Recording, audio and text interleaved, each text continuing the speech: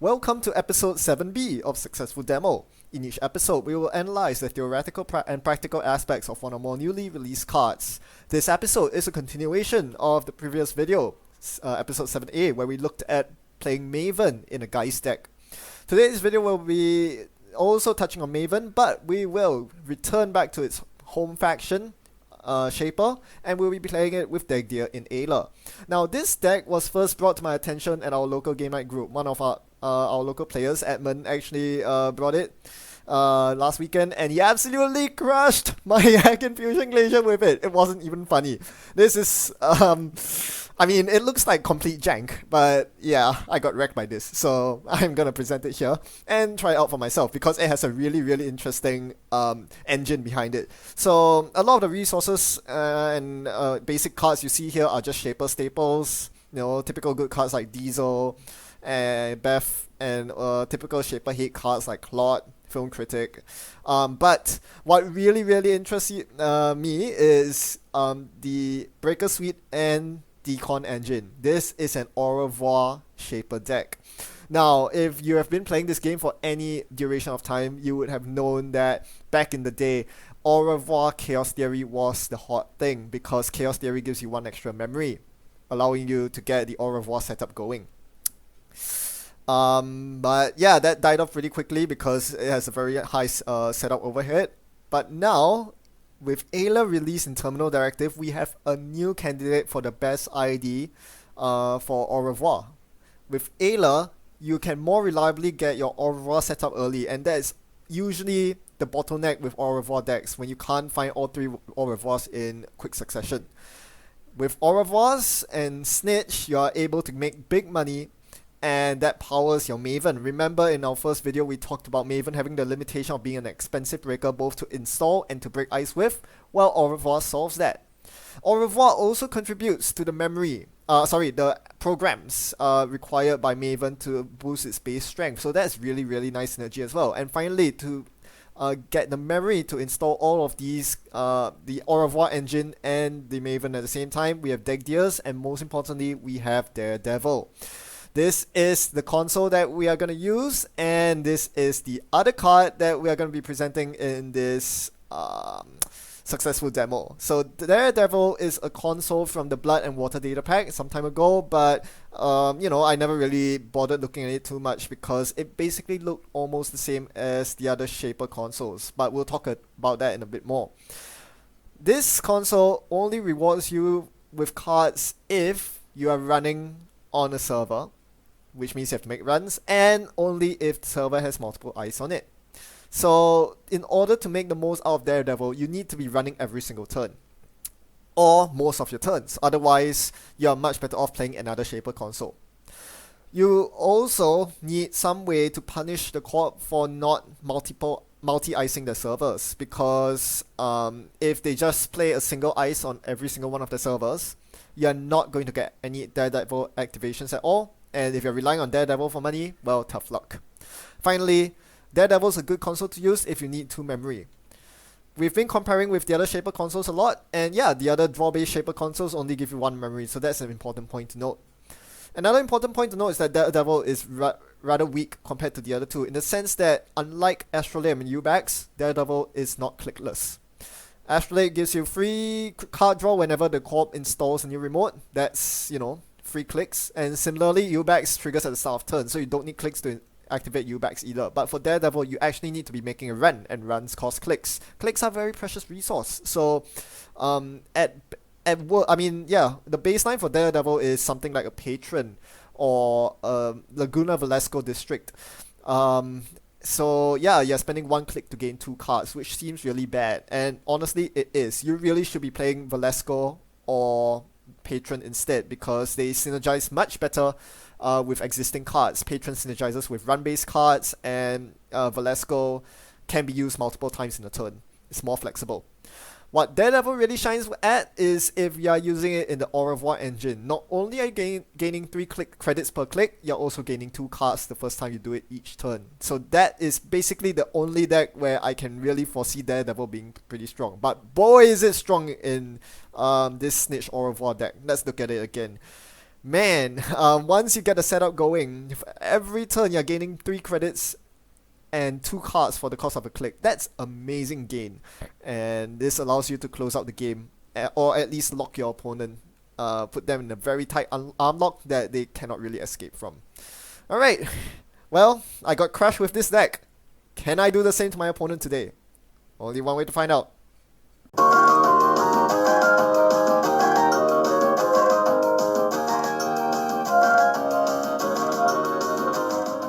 Hey, look what we have here, CTM. That's a bad matchup if I've ever seen one. Yeah, this is not gonna be good, and to complicate matters, my NV RAM decision is gonna be really difficult. I have Turning Wheel, Rebirth, New Angeles City Hall, Dear, Daily Cast, and Artist Colony. You can pause the video and think about which 4 you would choose for this matchup. For me, so Daily Cast is a card I don't really want to keep. I'd rather draw into it manually because spending 2 clicks to get it off NVRAM and then installing it isn't very worth it for 5 credits. Then of the other 5, it's a lot harder to choose for.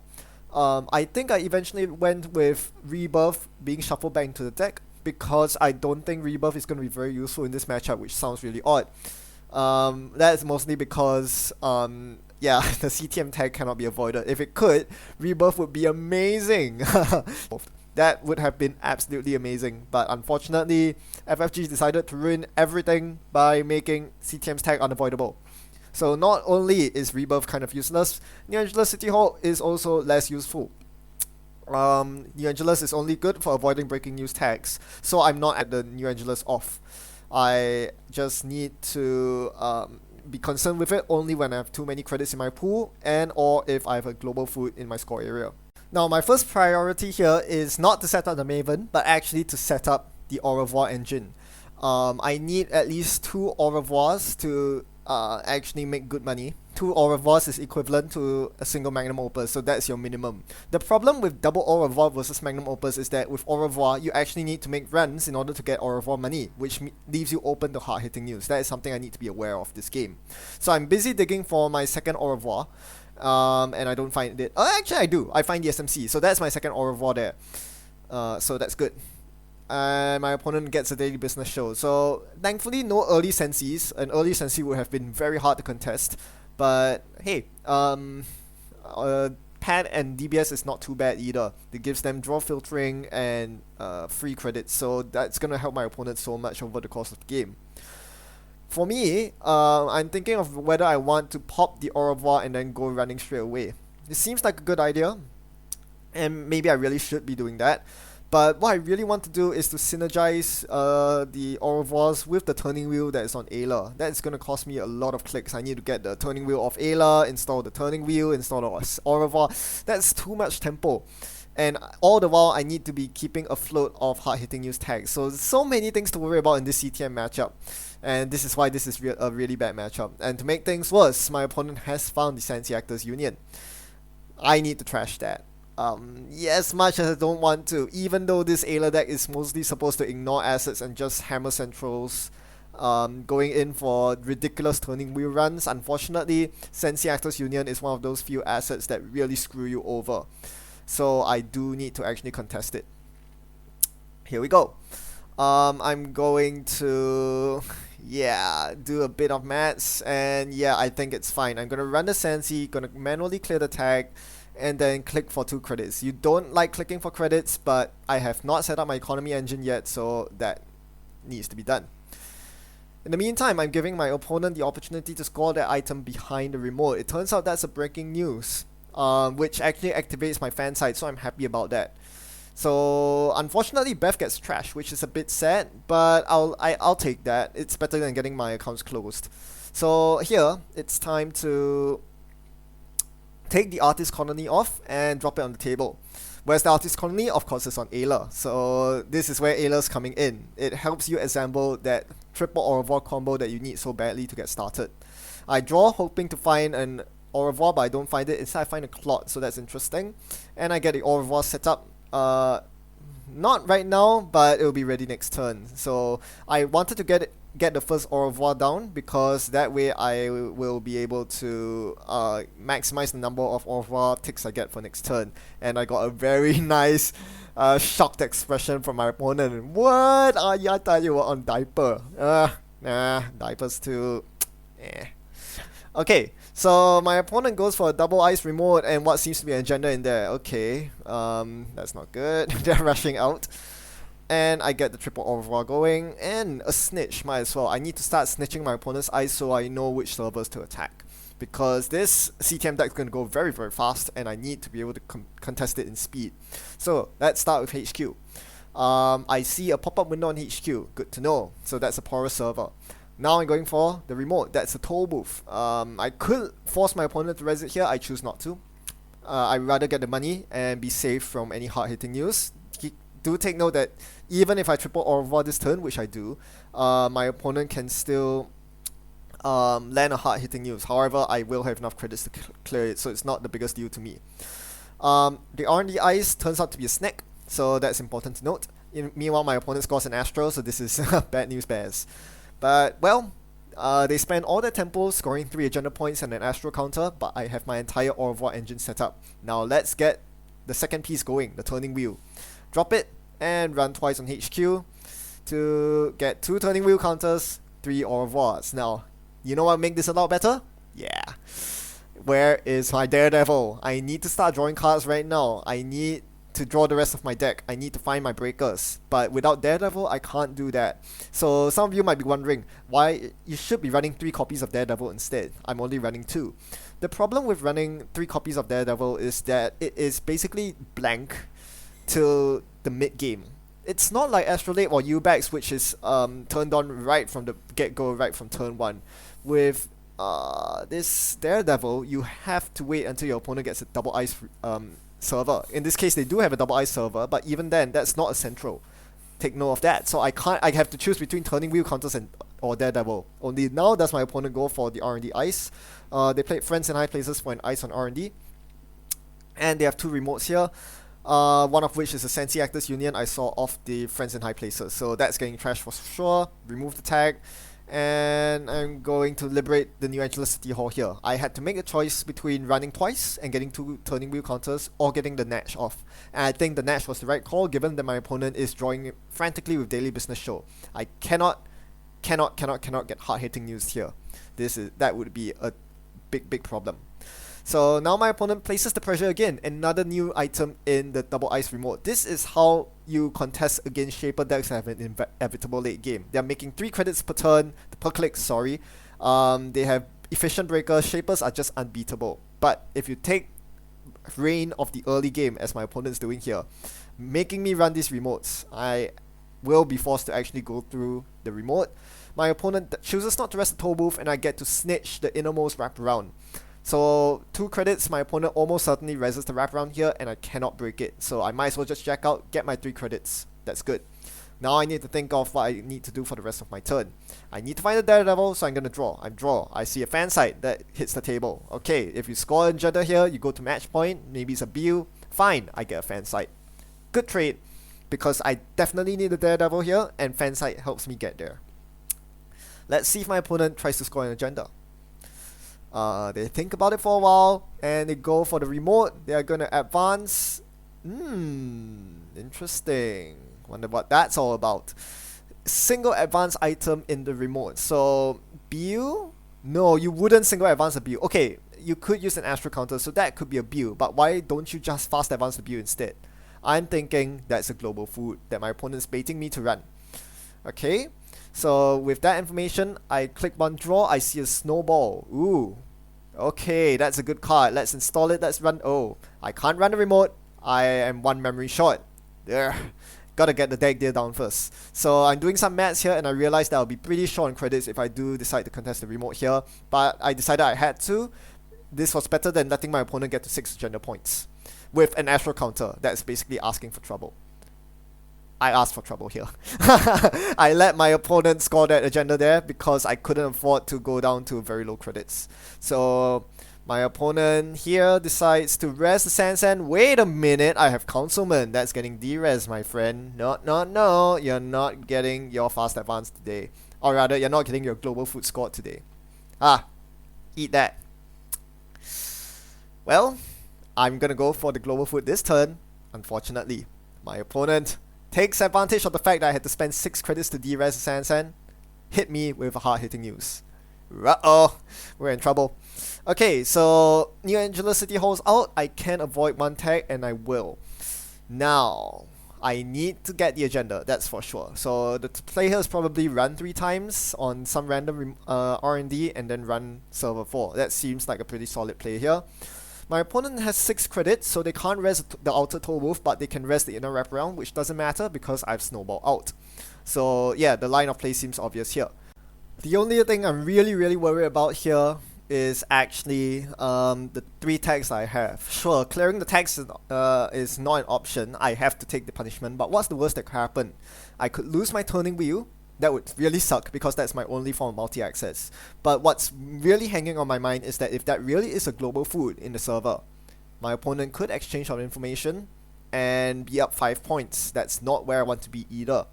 So I decided that, well, since I have Artist Colony out and since, well, before my opponent does anything nasty with the tags, I'm going to steal the agenda. If it's a food, I'm going to sack it. That seems like a pretty solid play and a very good, big advantage of actually running Artist Colony. You are less vulnerable to the likes of exchange of information. With regards to the turning wheel, there's actually not much I can do about that. There is a snack on R&D, so I can't actually run R&D to expand all my turning wheel counters. My opponent's on 6 credits, so yeah, that's out of the question. So basically, my only line of play at this point was to Orovar 3 times, get 9 credits, and then run the food. From there on, I would hopefully try to clear the 3 tags, and then, you know, start gaining lots of money and setting up my breakers. Now, I apologize for the lag in the video there. I'll narrate what happened. On my opponent's turn, after stealing the food, I sacked the global food for Daredevil. This put me down at a very low credit level, and my opponent took advantage of that by hitting me with yet another hard-hitting news. 3 tags suddenly become 7. So suddenly, from a state where I could possibly clear 3 tags, I'm like, now I have 7 tags, I'm going tag me from now on. I have no choice. My opponent's up 3 agenda points to 0. And they have an astral counter to boot. That's not good.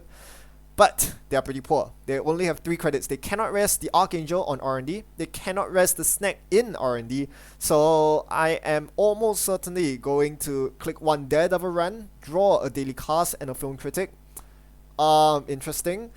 So since they can't rest either ice on R&D, it is a very straightforward decision to empty my entire turning wheel on R&D before my turn ends. So I'm going to get 8 counters, which is 4 extra accesses. That should put me on the board. So I'm going to do exactly that, and I have 1 last click to spare at the end of my turn to install something that I wish. But let's see what I access first. Breaking news, I'll take that happily. Turnpike.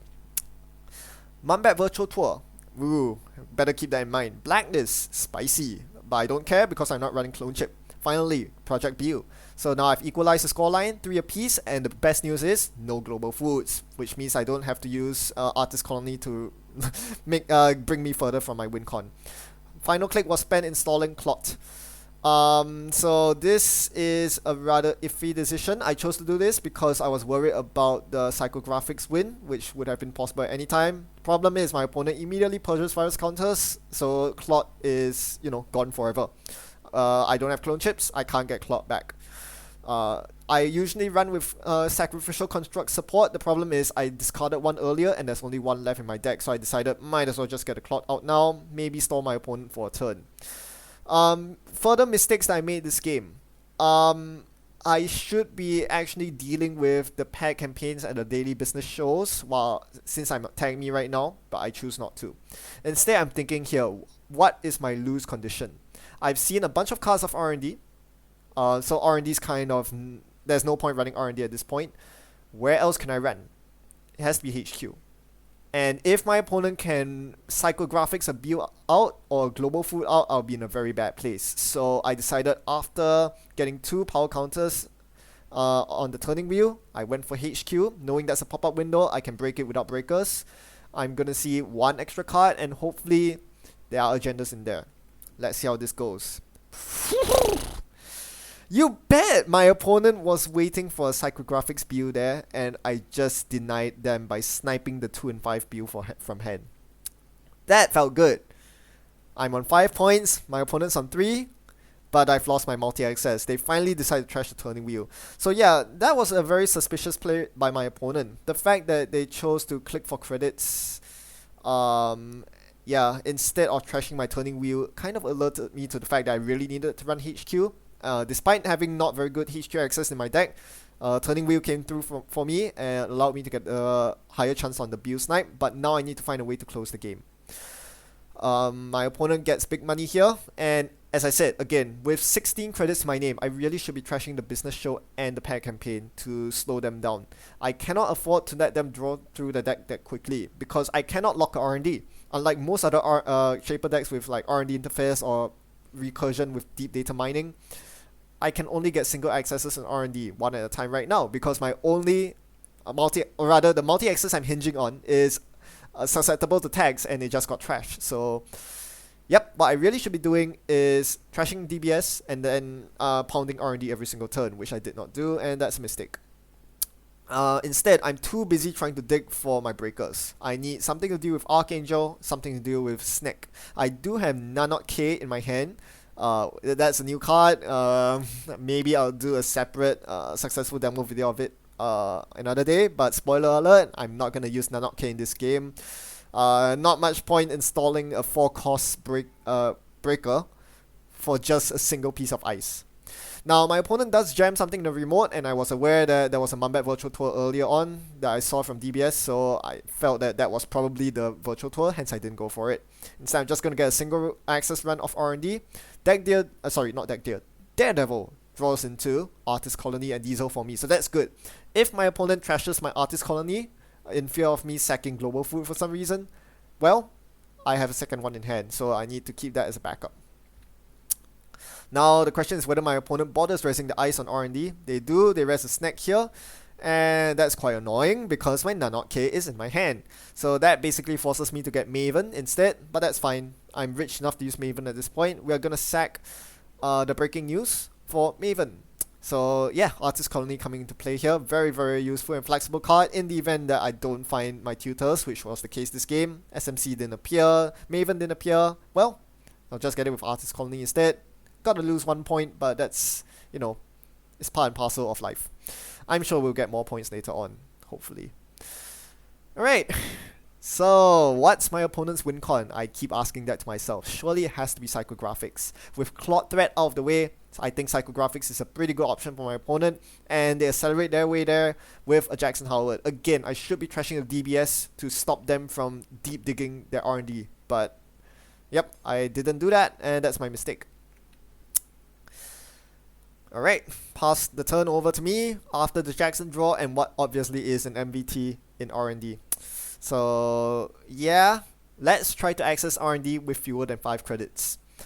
So the snack will cost me 4 credits from Maven. That would leave me with exactly 5 credits when I access the server, which is unacceptable. So I need to play something from my hand first. In this case, I chose the Daily Cast. Even though I'm tagged, it will cost my opponent tempo to trash the Daily Cast, so I'm happy with that. Unfortunately, that R&D run came up short, and I'm left to my opponent's mercy as they score another breaking news, putting them on 5 agenda points with an Astro counter. The only saving grace is that they don't seem to have the final build. That's the only agenda they can fast advance out with an Astro.